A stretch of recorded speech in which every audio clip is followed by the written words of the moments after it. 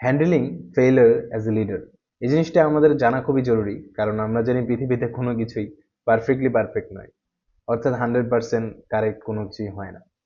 তো ফেইলিউরের পরিমাণ যত বেশি বাড়বে তত আপনি শিখতে পারবেন এবং আপনার গ্রোথের পরিমাণ তত বেড়ে যাবে, এরকম অনেকে বলে থাকে।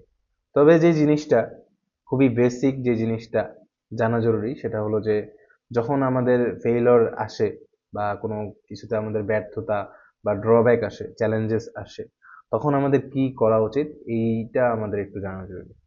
তো প্রথমেই যে জিনিসটা থাকা উচিত আমাদের সেটা হলো যে পেশেন্স। কারণ আমাদের হয়তো বা এটা এক্সপেক্টেড ছিল না যে এরকম কিছু হইতে পারে। সবাই আমরা চিন্তা করতেছি যে এই ফর্মুলাতে আমরা আগাইলে সবকিছু পারফেক্টলি হয়ে যাবে, কিন্তু আল্লাহর রহমতে সেটা হয়নি। তো তখন সবচেয়ে যে জিনিসটা থাকে সেটা হলো ধৈর্য ধারণ করা, এবং আপনার কারণে হইতে পারে, আপনার টিমমেটের কারণে হইতে পারে, এই ভুলগুলোকে অ্যাকনলেজ করা। ঠিক আছে? তো যাতে কেউ ডিমোটিভেটেড না ফিল করে। দেখা যায় যে অনেকে ব্যর্থতার পরিমাণ একটু মানে যদি কমও হয়, মানে লিডার এমন মানে বকা দেয় যে সে ডিমোটিভেটেড হয়ে কোম্পানি ছেড়ে চলে যায়, ক্লাব ছেড়ে চলে যায়। ঠিক আছে? এরকম অনেক ধরনের সিচুয়েশন আসতে পারে। তো সেই জায়গায় পেশেন্টলি আমাদের এটা হ্যান্ডেল করতে হবে, এবং যতটা ডিপ্লোম্যাটিক্যালি পারা যায় আপনার এমপ্লয়ি হোক বা আপনার ক্লাব মেম্বার হোক, তাদেরকে শিখিয়ে দেওয়া যে নেক্সট টাইম যাতে তারা এই ভুলটা না করে, এবং এখান থেকে একটা একটা করে কিন্তু গ্রোথের পরিমাণ বাড়তে থাকবে, এবং সবাই নিজেদেরকে এগিয়ে নিতে পারবে। সো এই যে ধৈর্যের যে ব্যাপারটা, এটা খুবই ইম্পর্টেন্ট।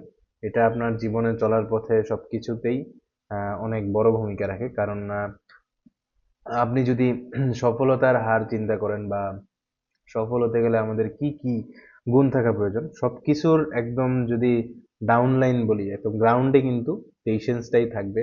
ঠিক আছে? কারণ আমরা কোনো কিছুই কনস্ট্যান্ট নয়, কোনো কিছুই যে একদম ধারাবাহিকভাবে ভালোই হইতে থাকবে এরকম কোনো কিছুই নেই। সো ধৈর্যই পারে আপনাকে সেই মোমেন্টগুলোতে বাঁচিয়ে দিতে, এবং সবসময় প্রস্তুত থাকা যে যে কোনো সময় কোনো কিছু কোলাপস করতে পারে, চ্যালেঞ্জেস আসতে পারে, ব্যর্থতা আসতে পারে। এর জন্য মানসিকভাবে প্রিপেয়ার থাকাটাও কিন্তু অনেক বেশি ইম্পর্টেন্ট। সো আমরা কিভাবে ফেলিওরকে হ্যান্ডেল করতে পারি আরো ভালোভাবে, এ নিয়ে নেক্সট ভিডিওতে আরো অনেক টিপস আসবে। ধন্যবাদ সবাইকে।